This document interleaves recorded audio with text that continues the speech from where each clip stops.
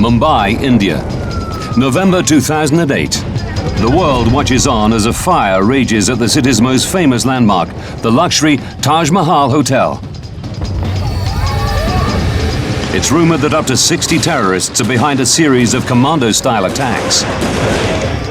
59 hours after the attacks began, 166 innocent people are dead. The whole world wants to know who did this and why, and how such an attack could be perpetrated right under the noses of security forces.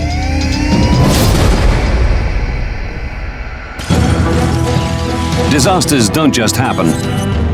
They're triggered by a chain of critical events. Unravel the clues and count down those final seconds from disaster. Mumbai, November the 26th, 2008.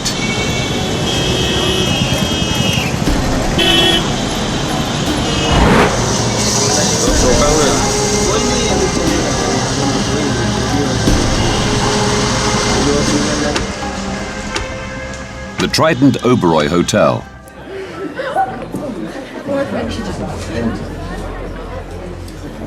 Holistic healer Rudrani Devi is with friends on a meditation holiday. It had been such an exciting day. And we were talking about what we were going to do the next day. So I was going to do all my Christmas shopping, and I had all these gifts, and I was going to do it all in one day. I had it all planned.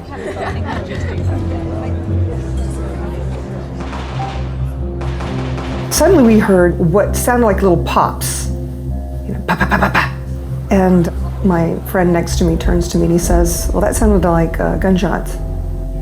And I said, it did sound like gunshots. So I said, well, I think I'm gonna go check it out. He was gone for a few moments.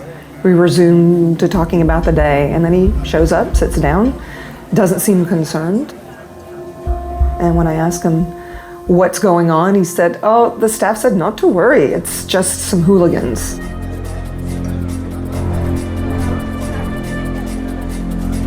"30 seconds later.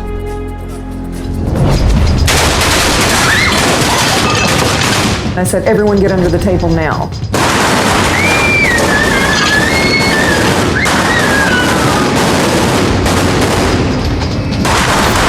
I actually felt the man standing on my yoga pant leg.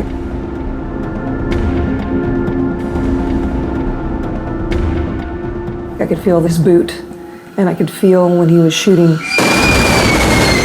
I could really feel that ripple of the gunfire, and the shells were falling on me, and they were warm. Well, they were hot.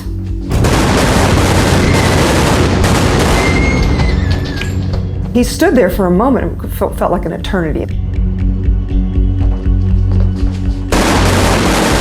It felt like somebody had pinched my arm in half. And then I just kind of felt a throbbing. And what had happened is it literally had taken my tricep right out of my arm. Rudrani senses the gunman move away from her table.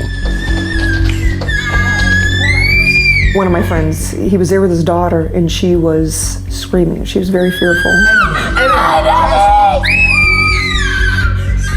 And I put my hand actually on the back of his neck to get his attention, and we made eye contact.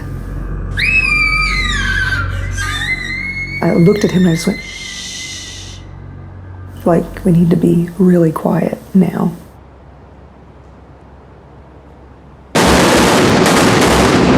Within seconds, I felt something really shake my arm, and I knew that he'd been hit. I knew it. When I looked back, that whole side of his face was gone.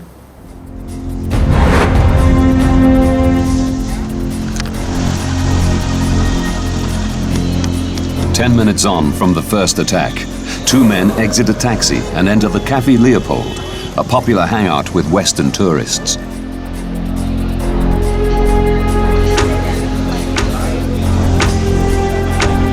Dara Huang and her boyfriend John are here enjoying the last night of their trip. We heard a huge, bang. And the whole restaurant fell silent for 2 seconds. And then we just kept eating, and then the talking came back.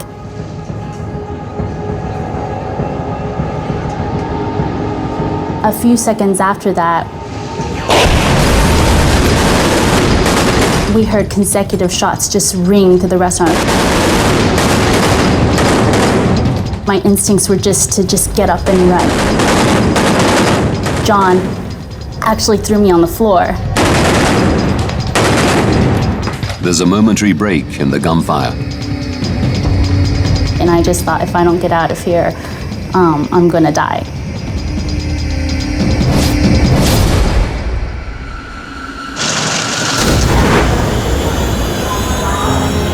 Three kilometers away, two men enter the Chhatrapati Shivaji terminus, one of the world's busiest rail stations.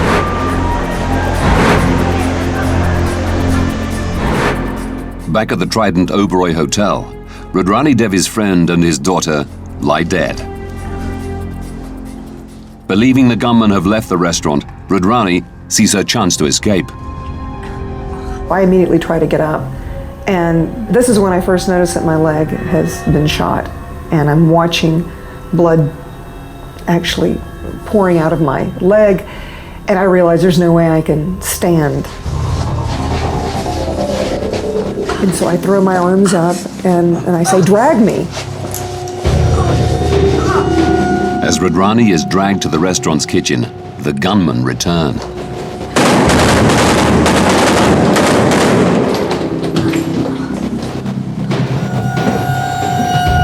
They started firing at the door. Shortly after that, something went flying through the service window, and I knew it was a grenade.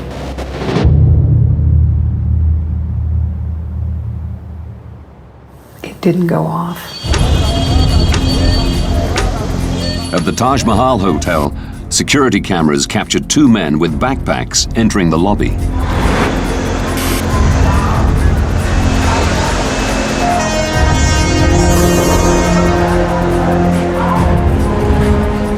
While at the Chhatrapati Shivaji terminus, Laxman Hundakari waits to return home after signing up for police training.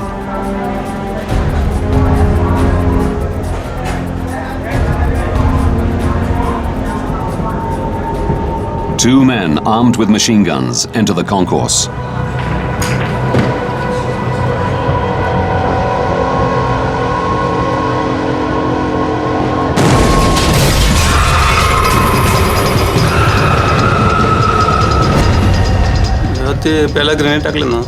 When the first grenade exploded, people started running away. They opened fire on everyone. People were getting hit by bullets and desperately trying to get out.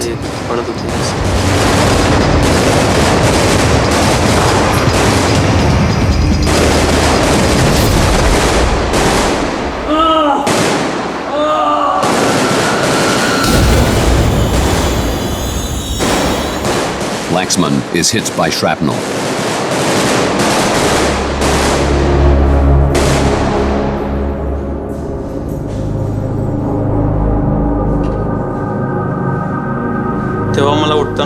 I realized the bone in my leg was completely fractured. I wanted to get away, but because my leg was broken, I couldn't.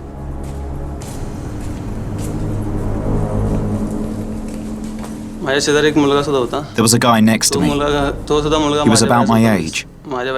He was scared too.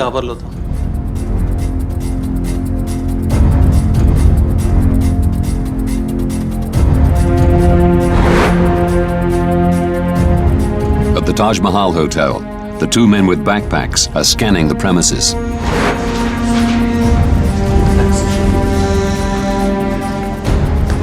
British Asian entrepreneur Lord Gulam is saying goodbye to a colleague.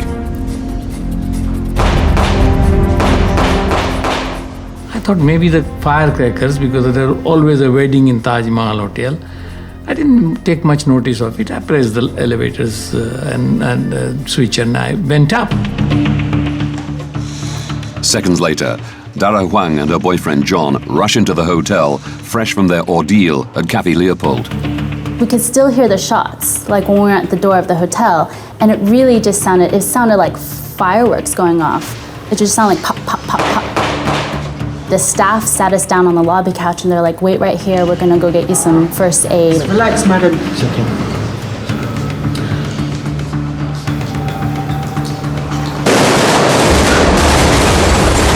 We heard the same shots again. It was just like pow, pow, pow, pow, pow, but this time shattering the glass of the hotel. And I mean, I just remember thinking like, you've got to be kidding me, like not again. As soon as I reached third floor where my suite was, one of the hotel chefs started shouting at me and says, "Sir, please run. There's a firing going on the ground floor."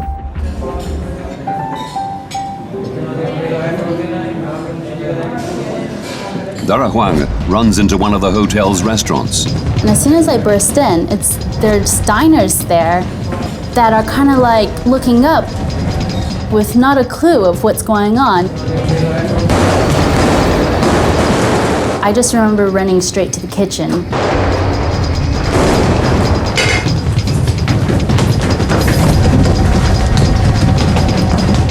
Then I hit a dead end. And I think that's when I started crying, because you feel like once you hit a dead end, you just feel like you're dead, and that's the end.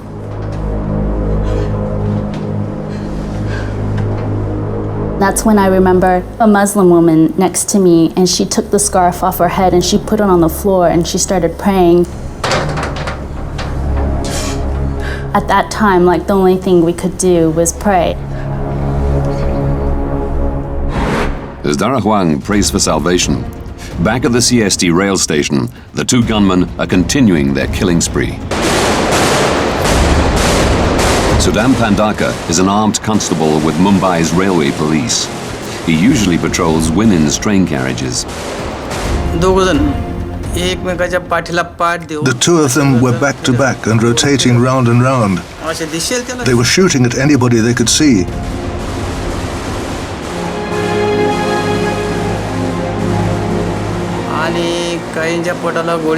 Because some were shot in the stomach, to save their own lives, they were holding their stomachs and desperately trying to get away from the concourse.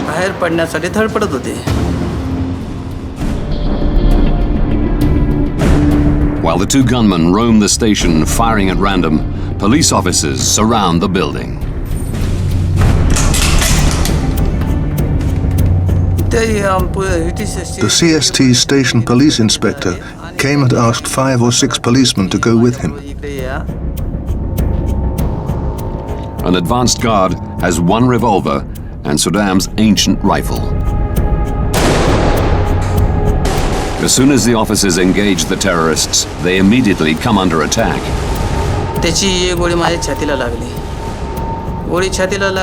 His bullet hit my chest, and I collapsed. Then behind me, the inspector and constable were hit by rapid fire. They also collapsed. Because of the blood loss, they died on the spot. As the two gunmen from the station flee, over at the Taj Mahal Hotel, terrorists begin pulling guests from their rooms at gunpoint. At 11 p.m., 1 hour and 40 minutes after the first terror attack, 2 car bombs explode in different parts of the city. There are 3 sieges going on: at the Trident Oberoi Hotel, at a Jewish study center, Nariman House, and at the Taj Mahal Hotel.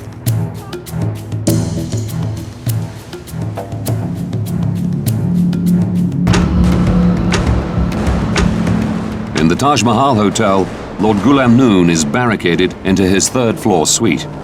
With him are his brother and some business colleagues. We could hear the sound of the AK-47. And the bombs were exploding. The whole building shook. Well, I said to my brother, I said, don't worry. And I said, we'll all come out unscathed. We'll find a way out, don't worry.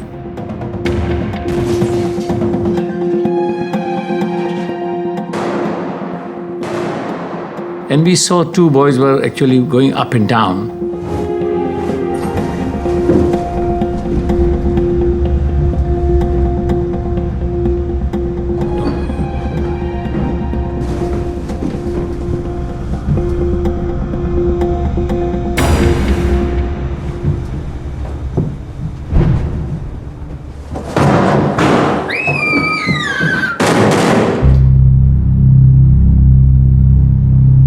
suite was 361 and they were in 360.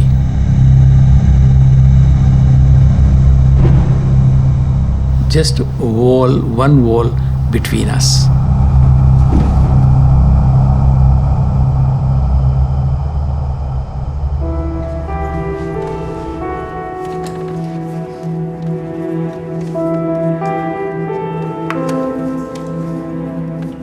Concerned he will not escape alive, Lord Noon writes a death note to his family.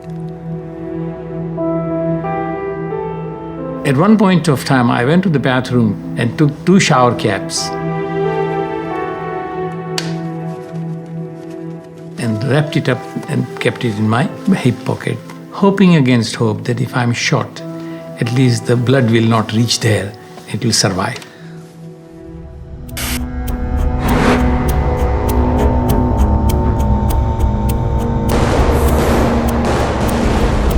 Three floors below, Dara Huang is sheltering in a ground floor restaurant. We were all kind of hiding under the tables, and we could kind of hear shots, and we could hear fire. More than 6 hours after the siege began, world news is dominated by the huge fire around the hotel's dome. A fire which is now spreading through the building. I could see from the people that the smoke was tremendous in the corridor.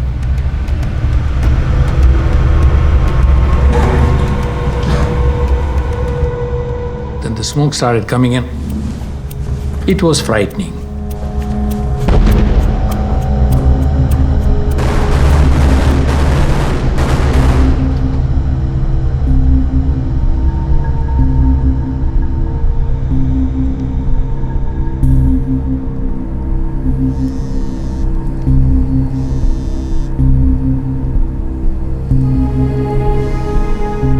Lord Noon receives a call from his terrified family in England, who are watching events live on TV. And they could see on the television that the building is burning. I was giving them hope. I said, don't worry. One way or other, we'll come out alive. Don't worry.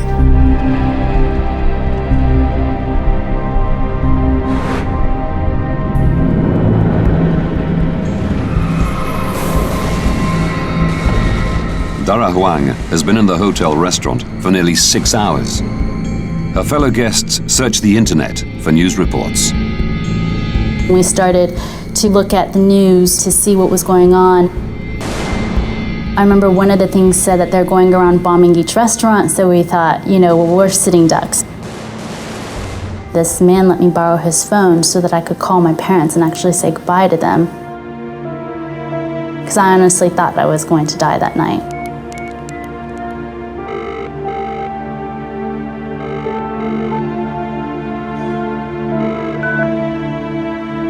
Dara hangs up for fear of worrying her family.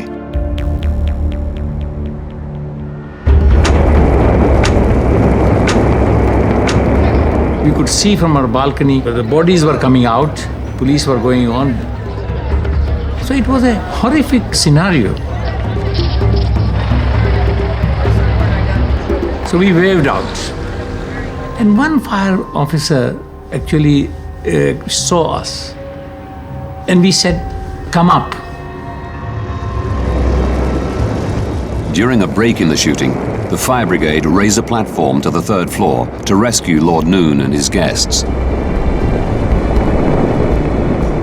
As we came down, the firing started in our direction. And we could see the bullets around us. And we just ran.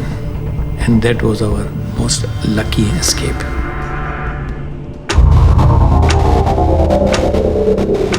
With the terrorists still inside the hotel, National Security Guard commandos begin evacuating guests. We actually just had to run out. And all you saw were a bunch of policemen that were kind of hiding around the corner, and they had their fingers on the trigger. Although they also looked scared as well. As Dara Huang is ushered to safety, hundreds of people remain trapped inside the hotel. The world's media follow the attempts by security forces to free them. Everyone's taking cover now. At least 2 journalists have been injured. Now that was gunfire coming from outside the hotel. At 11 a.m. on November the 28th, the siege at the Trident Oberoi Hotel is over. Rudrani Devi has been rescued, but 35 people lie dead, including 2 terrorists.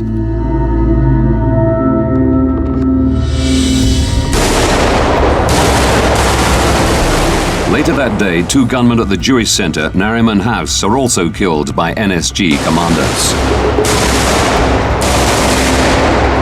It's the following day before the siege at the Taj Mahal Hotel is finally over. All 4 gunmen there are killed.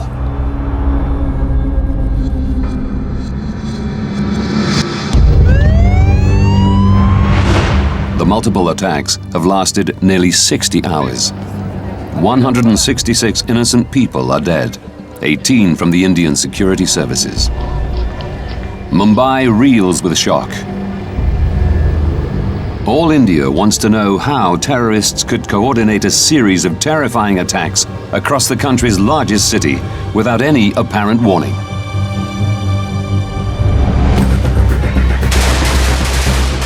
Now, by rewinding the events leading up to November the 26th, 2008, and going deep into the official investigation, we can reveal what lay behind the siege that gripped the world for 3 days, and how crucial warnings were ignored.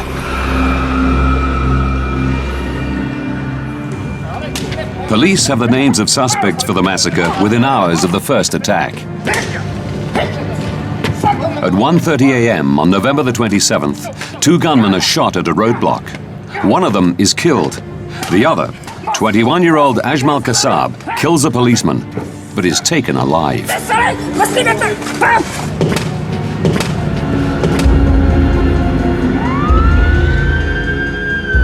पहले मालूम होना जरूरी था ना।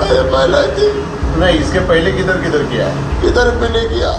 3 sieges are still going on as Kasab confesses to being a member of the Pakistani Islamic terrorist group Lashkar-e-Taiba. The group behind a series of train bombs in Mumbai in July 2006, which killed more than 200 Indian commuters. Kasab then names 9 fellow terrorists engaged in his ruthless mission.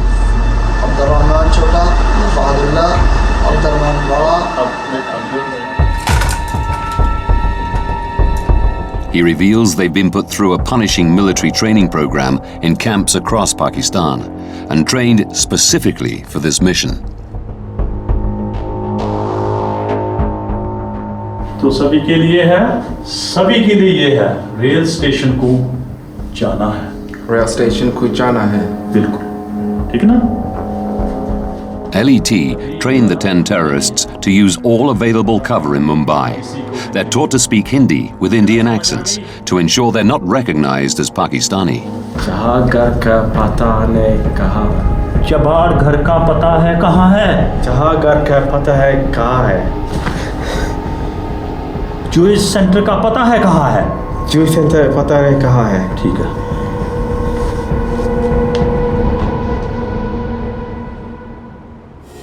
Kasab reveals that he and his fellow operatives arrived in India from Pakistan by sea via a hijacked Indian fishing trawler. With hundreds of kilometers of undefended shoreline around Mumbai and hundreds of fishing boats plying the waters, the terrorists know there's little chance of being intercepted by security services.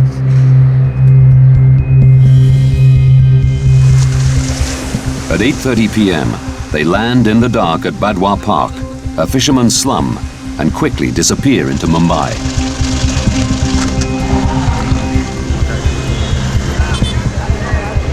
Either on foot or by taxi, all the terrorists reach their targets unimpeded. Then, with the benefit of total surprise, carry out their plan.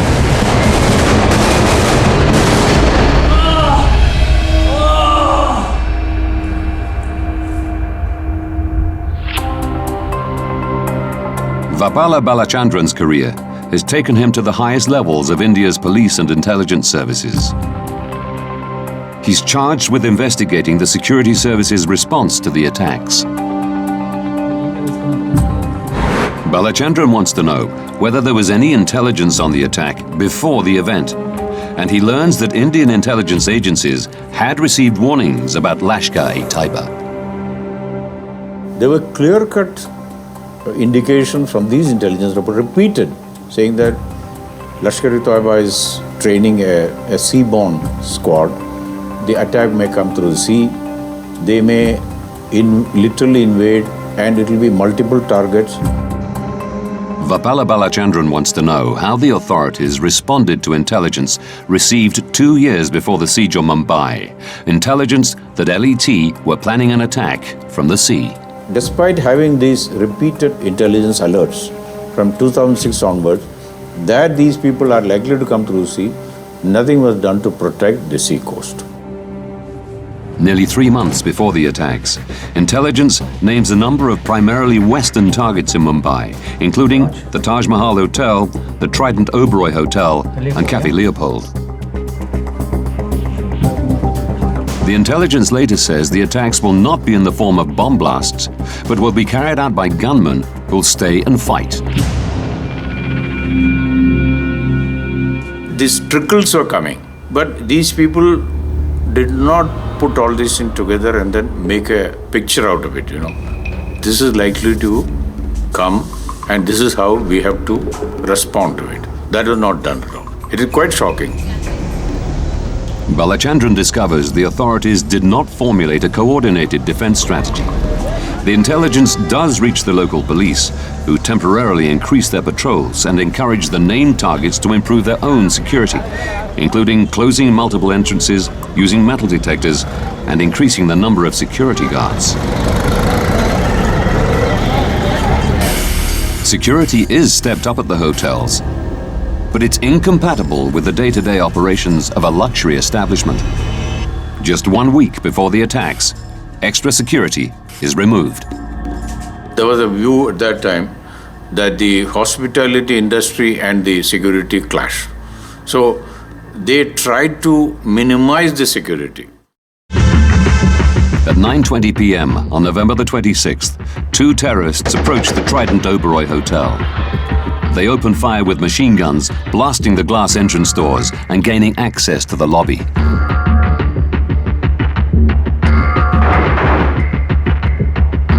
They are unchallenged as they walk through the hotel. They enter the Tiffin restaurant and spray the room with gunfire, wounding Rudrani Devi and killing her friends. The chief security man, he did remarkable work, but he couldn't cope with the situation. Around 20 minutes later, at the Taj Mahal Hotel, witnesses report the first 2 terrorists to get there are disguised as backpackers and presumed to be guests. It's at this moment that Lord Noon returns to his room and Dara Huang runs in after fleeing the carnage at Café Leopold, where 11 people died and 28 were wounded. The 2 men take their guns from their rucksacks and then start firing indiscriminately.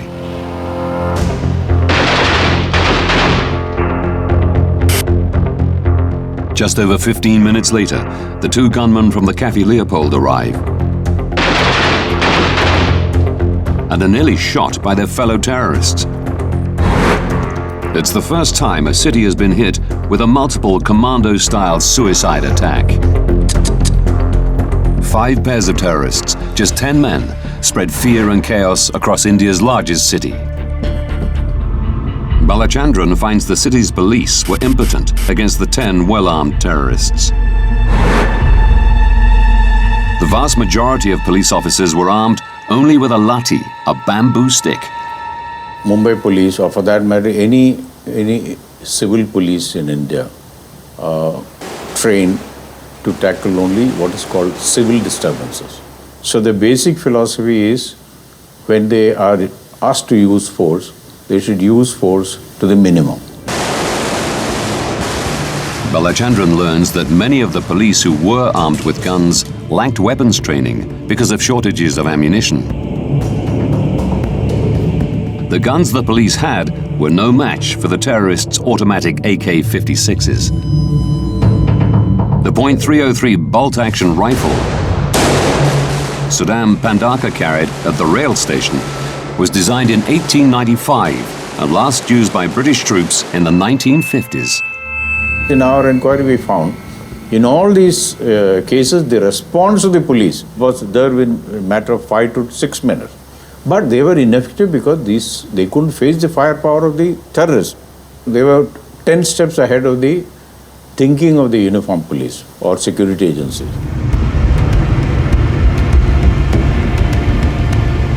To give the impression there were more terror teams operating across the city, the terrorists have planted bombs in the taxis they took to reach their targets. When these timed devices explode in different parts of the city, police control centers are bombarded with calls. Then the rumors started going. So about 60 terrorists have come, they invaded the city. The police control room had no idea that these taxis were all timed devices. They thought that they were also attacked. With police overrun and the authorities slow to realize that the scattered attacks are coordinated, it's 90 minutes after the first shots are fired before a call is made to the National Security Guard, a crack team of commandos trained in anti-terrorism operations. 200 commandos are authorized to assist. Unfortunately, there is only one NSG base, and it's nearly 1,400 kilometers away in Massacre.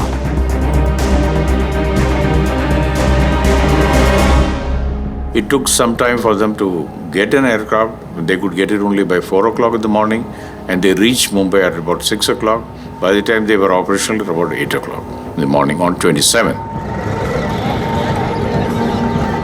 Until this point, over 10 hours after the attacks began, the terrorists have met no effective resistance. The vast majority of the 166 civilian deaths have already occurred. Maybe the killings, some of the killings could have been avoided if they had come much earlier.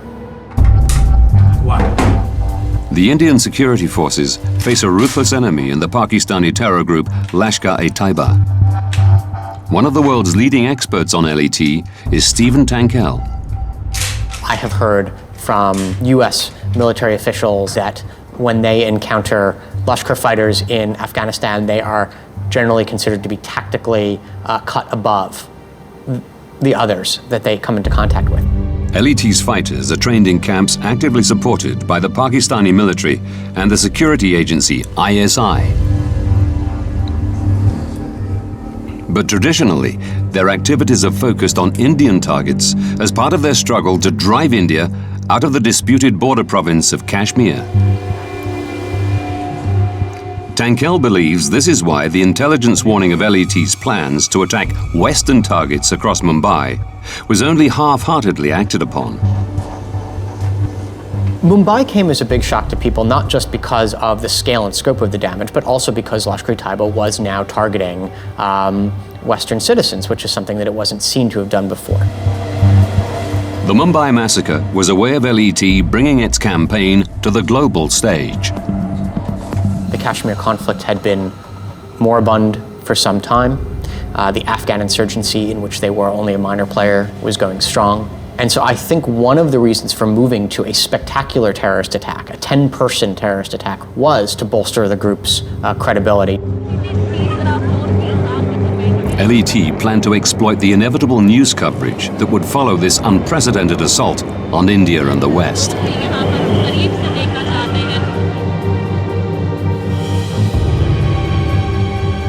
The citywide attacks were designed to endure. The 10 terrorists were specifically schooled in siege warfare. They talk about having had to endure training that entailed staying awake and active for multiple days. They were sent with,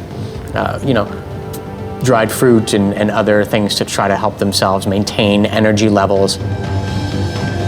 Knowing that just 10 men will inevitably be outnumbered by Indian security services, the terrorists are also advised to occupy the upper levels of their target buildings. In all places they went up, so that the person who is coming from a lower level had the natural disadvantage. So they were lobbing grenades. But even with the terrorists' superior training, Mumbai's police are surprised the gunmen managed to keep the 3 sieges going for as long as they do at Nariman House, the Trident Oberoi Hotel, and the Taj Mahal Hotel. With Lashkar-e-Taiba's murderous track record, India's intelligence agencies have devoted considerable resources to uncovering and tracking their activities.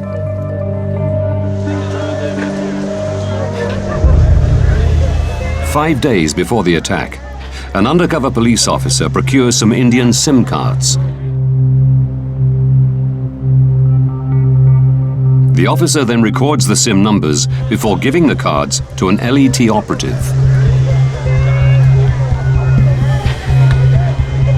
Some of these SIM cards make their way into phones carried by the Mumbai terrorists. But, possibly aware of the potential of having calls intercepted, the terrorists don't use their phones until they reach their targets. With the SIM cards active, at 1:26 a.m., Indian intelligence officers listen in to their calls. It's too late to prevent the attacks, but what the officers hear surprises them. वालेकुम सलाम रहमतुल्लाह क्या हाल है खैरियत आग लगी कितने लगी है यार आग की लानी 2 बंदे गए ना वाले तक वापस ही नहीं मोड़ रहे ऊपर दहशत इकट्ठे कर रहे सामान गदा शदा ये वो सारा कुछ.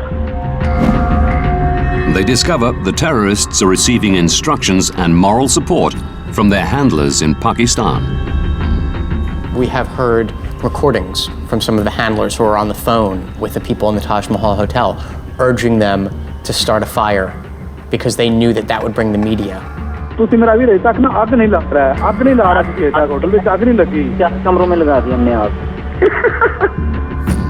It captivated the world, and Lashkar-e-Taiba knew that it would do that. The handlers relay information from news reports to the 4 terrorists in the Taj Mahal Hotel. ਇੱਥੇ ਜਿਹੜੇ ਵਜ਼ੀਰ ਨੇ ਨਾ ਉਹਨਾਂ ਇੱਥੇ ਨਾ ਵਜ਼ੀਰ ਨੇ ਤੁਹਾਨੂੰ ਦੱਸਿਆ ਕਿ ਜਿਹੜਾ ਨਾ ਕੁਝ 4-5 ਕਿਧਰੇ ਉਹ ਵੀ ਢੂੰਡਣ ਦੀ ਕੋਸ਼ਿਸ਼ ਕਰਨੀ ਅਗਰ ਮਿਲ ਜਾਣ ਨਾ ਤਾਂ ਉਹਨਾਂ ਨੂੰ ਛੋੜਨਾ ਨਹੀਂ ਹੈ ਕਿਉਂਕਿ ਵਜ਼ੀਰ ਆਜ਼ਮ ਨੇ ਬਕਾਇਦਾ ਆਰਡਰ ਕੀਤਾ ਕਿ ਉਹਨਾਂ ਨੂੰ ਬਚਾਓ ਇਨਸ਼ਾਅੱਲਾ. It was a very interesting situation which Indian police have never experienced before. Inshallah. Balachandran learns the police could do nothing to shut down this line of communication. Mumbai police, their communication is the wireless. Everybody has a walkie-talkie, the vehicle will have wireless set and all. Because of the unusual number of communication, that completely got jammed. So what the officers were doing is that each one was using his own cell phone. A personal cell was being used for all communication. If they had jammed or completely neutralized the whole thing, the police network would have been completely jammed. They would not have been able to communicate at all. The handlers were controlling their operatives remotely from Pakistan. But it's clear the terrorists enjoyed another advantage: inside knowledge.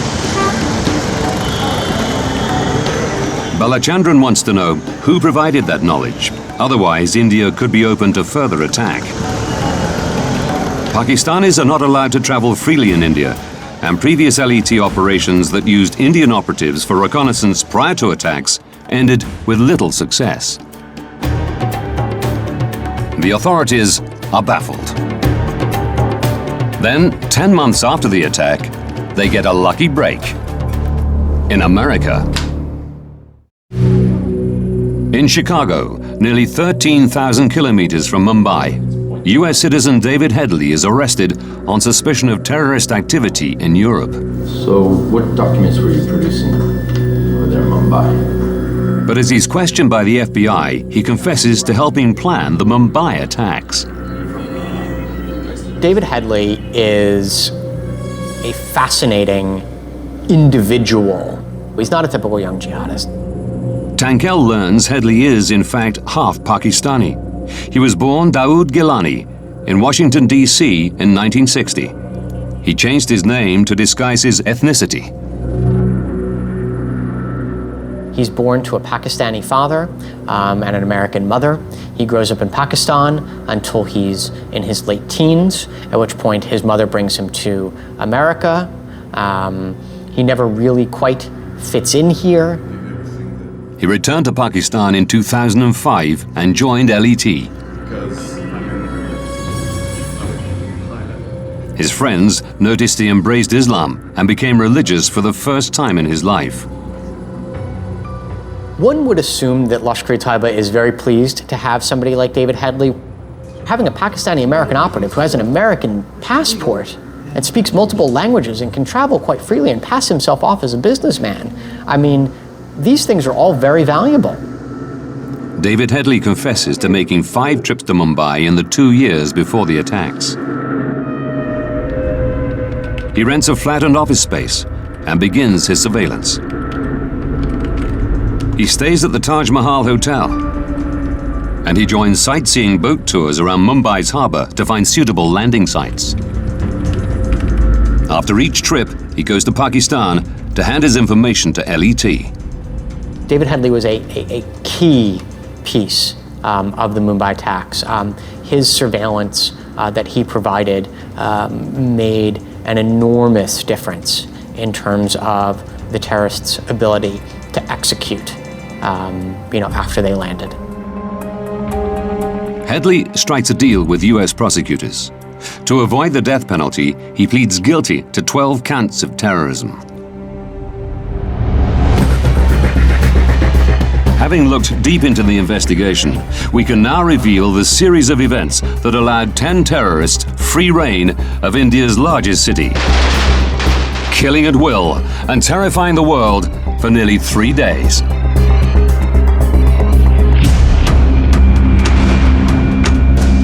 Three years to disaster.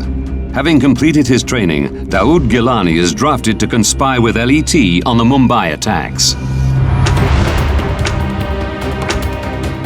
2 years to disaster.